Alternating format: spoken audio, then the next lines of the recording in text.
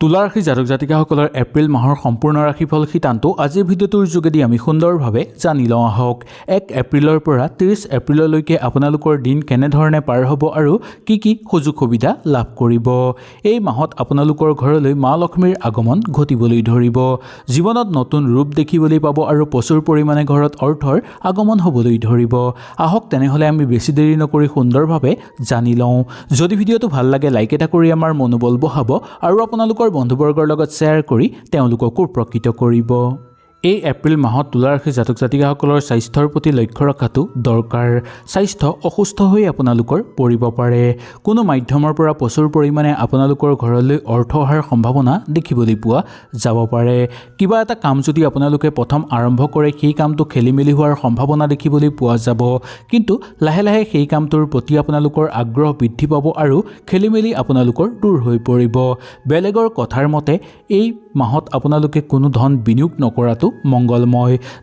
নিজৰ যদি কিবা বিশ্বাস হয় তেনেহ'লেহে আপোনালোকে ধন বিনিয়োগ কৰিব, কিন্তু বেলেগৰ কথাৰ মতে বেলেগ ঠাইত ধন বিনিয়োগ কৰাটো আপোনালোকৰ পক্ষে এই মাহত উচিত নহ'ব। ধনৰ উপাৰ্জনৰ মাত্ৰা বৃদ্ধি পাবলৈ ধৰিব বা ধন আপোনালোকৰ ঘৰত জমা হ'বলৈ ধৰিব। সেই ধন সঞ্চয় কৰিও আপোনালোকে ৰাখিব পাৰিব। এই মাহত বিনিয়োগ কৰাৰ ক্ষেত্ৰত খুব সাৱধান হ'ব লাগিব। অচিনাকি ব্যক্তিৰ পৰা আপোনালোকৰ লাভ বৃদ্ধি হোৱাৰ সম্ভাৱনাও দেখিবলৈ পোৱা যাব পাৰে। সামাজিক ক্ষেত্ৰত আপোনালোকৰ সু পৰামৰ্শৰে আপোনালোকক আগুৱাই লৈ যোৱাত সহায় সহযোগিতা কৰা দেখিবলৈ পোৱা যাব। শিক্ষাৰ ক্ষেত্ৰত আপোনালোকৰ মধ্যম হিচাপে পাৰ হ'ব পাৰিব বা আত্মবিশ্বাস আপোনালোকৰ বৃদ্ধি পাবলৈ ধৰিব আৰু কোনো কাম কৰাৰ ক্ষেত্ৰত আত্মবিশ্বাস বৃদ্ধি পোৱাৰ ফলত সেই কাম আপোনালোকে সুচাৰুভাৱে কৰি তোলাৰ যোগ দেখিবলৈ পোৱা যায়। প্ৰেমৰ পৰা দূৰত্ব বজাই নৰখাটোৱেই মংগলময় বা প্ৰেমত চলি থকা হতাশাৰ ভাৱটো আপোনালোকৰ নোহোৱা হৈ পৰিবলৈ ধৰিব। দৈনন্দিন কাম কাজৰ লগত জড়িত হৈ থকা লোকসকলৰ কাৰণে আনন্দময় হিচাপে পাৰ কৰিব পাৰিব আৰু সহকৰ্মীৰ লগত আপোনালোকে পূৰ্ণ সহযোগিতা লাভ কৰিবলৈ সক্ষম হোৱা দেখিবলৈ পোৱা যায়। ছাত্ৰ ছাত্ৰীসকলে পাবলগীয়া মান সন্মান নাপাবও পাৰে, তথাপিও শিক্ষাৰ ক্ষেত্ৰত কিন্তু মানদণ্ড আপোনালোকৰ বৃদ্ধি পাবলৈ ধৰা দেখিবলৈ পোৱা যাব পাৰে। কিছুমান কৰ্মত আপোনালোকৰ খেলিমেলি হোৱাৰ কাৰণে আপোনালোকৰ যাতে মন বিচলিত হৈ নপৰে তাৰ প্ৰতি কিছু ক্ষেত্ৰত আপোনালোকে লক্ষ্য ৰাখিব লাগিব। বৈবাহিক জীৱনত কিছু ক্ষেত্ৰত আপোনালোকে সংযম হ'ব লাগিব বা বৈবাহিক জীৱনত যাতে ইজনে সিজনক দুখ নিদিয়ে তাৰ প্ৰতি এই মাহত বিশেষকৈ আপোনালোকে লক্ষ্য ৰাখিব লাগিব। আপোনাৰ মানসিক অস্থিৰতা বৃদ্ধি পাবলৈ ধৰাৰো যোগ দেখিবলৈ পোৱা যায়। এই মাহত যদি কিছুমান গুৰুত্বপূৰ্ণ কাম আপোনালোকে হাতত ল'ব বিচাৰে তেনেহ'লে পাৰিব। সেই কাম হাতত লোৱাৰ আগত ঘৰৰ বয়সীয়াল মানুহৰ লগত ভালকৈ আলোচনা কৰিব নাইবা গুৰুস্থানীয় ব্যক্তিৰ লগত ভালকৈ বহি আলোচনা কৰিব। প্ৰেমত চলি থকা হতাশাৰ ভাৱটো দূৰ হ'ব, কিন্তু কেতিয়াবা চিন্তাৰ মাজত সোমাই পৰাৰো সম্ভাৱনা দেখিবলৈ পোৱা যাব পাৰে। এই মাহত আপোনালোকৰ কিবা নহয় কিবা লাভ হোৱাৰ সম্ভাৱনা দেখিবলৈ পোৱা যায়। পইচাৰ প্ৰতি অকণমান চকু ৰাখিব লাগিব। কাৰোবাৰ চকু যাতে আপোনাৰ পইচাত নপৰে তাৰ প্ৰতি লক্ষ্য আপোনালোকে ৰাখিব। প্ৰেমৰ ক্ষেত্ৰত মিলনৰ সম্ভাৱনা দেখিবলৈ পোৱা যাব পাৰে বা প্ৰেম বিবাহৰ প্ৰবল যুগ এই মাহত দেখিবলৈ পোৱা যাব পাৰে। মৰম চেনেহ বৃদ্ধি পাবলৈ ধৰিব আপোনালোকৰ ঘৰত। আপোনালোকে যদি সম্পত্তি ক্ৰয় কৰিব বিচাৰে তেনেহ'লে পাৰিব, কিন্তু তৃতীয় পক্ষৰ সহায় দি আপোনালোকে কেতিয়াও সম্পত্তি ক্ৰয় নকৰিব। নিজেই আগভাগ লৈ আপোনালোকে সম্পত্তি ক্ৰয় কৰিব। ঘৰুৱা ক্ষেত্ৰত আপোনালোকৰ আত্মবিশ্বাস বৃদ্ধি পাবলৈ ধৰিব। তৃতীয় ব্যক্তিয়ে আপোনাৰ মন যাতে হতাশা কৰি তুলিব নোৱাৰে তাৰ প্ৰতি লক্ষ্য ৰাখিব। প্ৰিয়জনৰ মাজত সমস্যা সৃষ্টি হোৱাৰ সম্ভাৱনা কিন্তু দেখিবলৈ পোৱা যাব পাৰে বা আত্মীয়ৰ মাজতেই সমস্যা সৃষ্টি হৈ পৰিব পাৰে। নিজক কামক লৈ আপোনালোকে একাগ্ৰ হ'ব পাৰিব বা কিছুমান কাম যদি আপোনালোকে কৰে তাৰ পৰা ভাল ফল লাভ কৰিব বা তাৰ পৰা আপোনালোকে পুৰস্কৃত লাভ কৰিব বা লাভৱান আপোনালোকে হ'ব পাৰিব। মোবাইল টিভি কিনাৰ ক্ষেত্ৰত আপোনালোকে এই মাহত খুব সাৱধানতা অৱলম্বন কৰিব বা কিবা যদি মেচিনাৰী বস্তু আপোনালোকে ক্ৰয় কৰিব বিচাৰে তেনেহ'লে এই মাহত খুব সাৱধানতা আপোনালোকে অৱলম্বন কৰিব। বৈবাহিক ক্ষেত্ৰত আপোনালোকৰ ইমান অসুবিধা দেখিবলৈ পোৱা নাযাব। বাহিৰত ঘূৰা পকাৰ ক্ষেত্ৰতো অলপ চকু ৰখাটো দৰকাৰ। বিশেষকৈ দূৰভ্ৰমণ কৰিব বিচাৰিলে আপোনালোকে কৰিব পাৰিব, কিন্তু অলপ সতৰ্কতা বা সাৱধানতা অৱলম্বন কৰিব। ঘৰুৱা পৰিৱেশত আনন্দ বৃদ্ধি পাবলৈ ধৰা দেখিবলৈ পোৱা যাব। কাৰোবাক সহায় কৰি আনন্দিত অনুভৱ কৰিব বা কাৰোবাৰ দুখ দেখি আপুনি ৰৈ থাকিব নোৱাৰিব। আপুনি গৈ সহায় কৰিব আৰু মনত এক নতুন উৰ্জা অনুভৱ কৰা দেখিবলৈ পোৱা যাব পাৰে। ঘৰত শুভ শক্তিৰ আগমন হ'বলৈ ধৰিব এই মাহত আপোনালোকৰ, যাৰ ফলত আপোনালোকৰ বহুকেইটা আশা পূৰ্ণ হ'ব আৰু আপোনালোকে তাৰ পৰা লাভৱান হ'ব পাৰিব। বিনিয়োগ কৰাৰ সময়ত আপোনালোকে সোনকালে কোনো ডিচিশ্যন লোৱাটো উচিত নহয়। আপোনালোকে ভালকৈ চাই বুজি ল'ব, তাৰপিছতহে ডিচিশ্যন ল'ব। এনেকুৱা মানুহৰ পৰা আপোনালোকে দূৰত থকাটো উচিত যাৰ অভ্যাস বেয়া হয়। সেই মানুহৰ পৰা যিমান দূৰত্ব বজাই ৰাখিব আপোনালোকৰ কাৰণে তিমান ভাল হ'ব। প্ৰিয়জনৰ লগত থকা দূৰত্ব দূৰ হৈ পৰিবলৈ ধৰিব। দৈনন্দিন কাম কাজৰ লগত জড়িত লোকসকলে কৰ্মৰ ক্ষেত্ৰত নিজৰ প্ৰতিভাও কিছু ক্ষেত্ৰত দেখুৱাব পাৰিব।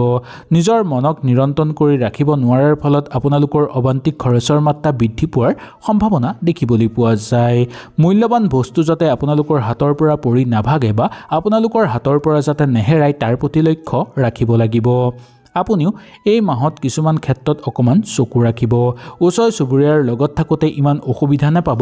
বিয়া বাৰুৰ কাৰণে আগভাগ লৈ চাব পাৰে বা ঘৰত বিবাহৰ প্ৰস্তাৱ অহাৰ সম্ভাৱনাও আপোনালোকৰ দেখিবলৈ পোৱা যাব পাৰে।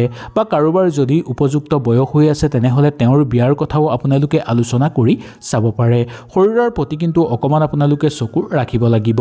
হঠাৎ স্বাস্থ্যৰ অৱনতি ঘটিব পাৰে। ৰাজনৈতিক ক্ষেত্ৰৰ লগত জড়িত লোকসকলৰ কাৰণে অনুকূল প্ৰভাৱ দেখিবলৈ পোৱা যাব পাৰে। আপুনি আপোনাৰ কথাৰে বেলেগক আকৰ্ষিত কৰি তুলিব পাৰিব বা ধ্যান আকৰ্ষণ কৰিবলৈ সক্ষম হোৱা দেখিবলৈ পোৱা যাব। ধন উপাৰ্জনৰ বাট মুকলি হৈ পৰিব বা হঠাৎ অৰ্থৰ আগমন আপোনালোকৰ ঘৰত দেখিবলৈ পোৱা যাব পাৰে। জমাৰ সংখ্যা বৃদ্ধি পাবলৈ ধৰিব। আপোনালোকৰ ঘৰত চলি থকা সমস্যাবোৰ আপোনালোকে নিজেই সমাধান কৰি ল'ব পাৰিব, মাথো আগ্ৰহ বা একাগ্ৰতা আপোনালোকৰ প্ৰয়োজন হ'ব। পৰিয়ালৰ ভালৰ কাৰণে কিবা কাম কৰিব বিচাৰিলে কৰিব আপোনালোকে পাৰিব। কৰ্মৰ প্ৰতি ইচ্ছা বৃদ্ধি পাবলৈ ধৰিব আপোনালোকৰ। খুব জৰুৰী কাম থাকিলেহে আপোনালোকে ঘৰৰ পৰা দূৰত যোৱাটো উচিত বা কিবা কাম যদি নগ'লে নহয় তেনে ক্ষেত্ৰতহে আপোনালোকে ঘৰৰ পৰা দূৰত্ব বজাব। নতুন কাপোৰ কানি কিনিব আপোনালোকে পাৰিব বা কিনাৰ ক্ষেত্ৰত আপোনালোকৰ শুভযোগ দেখিবলৈ পোৱা যায়। এই মাহত যদি কোনো প্ৰিয়জনক নতুন কাপোৰ উপহাৰ দিব পাৰে তেনেহ'লে আপোনালোকৰ খুব মংগলময় হৈ পৰা যোগ দেখিবলৈ পোৱা যাব পাৰে। শিল্পী সাংস্কৃতিক জগতৰ লগত জড়িত লোকসকলৰ কাৰণে অনুকূল হ'ব। চিত্ৰশিল্পী সাহিত্যিকসকলৰ কাৰণে অনুকূল হিচাপে পাৰ হ'ব। এই মাহত যদি আপোনালোকে জন্মগ্ৰহণ কৰিছে তেনেহ'লে এই মাহটো আপোনালোকৰ কাৰণে অত্যন্ত শুভ হৈ পৰা দেখিবলৈ পোৱা যাব। এই মাহত জন্মগ্ৰহণ কৰা লোকসকলৰ কাৰণে বহুকেইটা শুভ সুযোগ নামি অহা দেখিবলৈ পোৱা যাব পাৰে। কোনো বন্ধুবৰ্গৰ লগত যাতে সৰু সুৰা কথাতে কণ্ডল সৃষ্টি নহয় তাৰ প্ৰতি আপোনালোকে অকণমান লক্ষ্য ৰাখিব লাগিব। যদি কণ্ডল সৃষ্টি হয় তেনেহ'লে সেই কণ্ডল দীঘলীয়া হৈ পৰিব পাৰে বা সেই কণ্ডলৰ অন্ত নোহোৱা হৈ পৰিব পাৰে। গৈ মামলা মোকদ্দমাৰ মাজত সোমাই পৰাৰ সম্ভাৱনাও দেখিবলৈ পোৱা যাব পাৰে।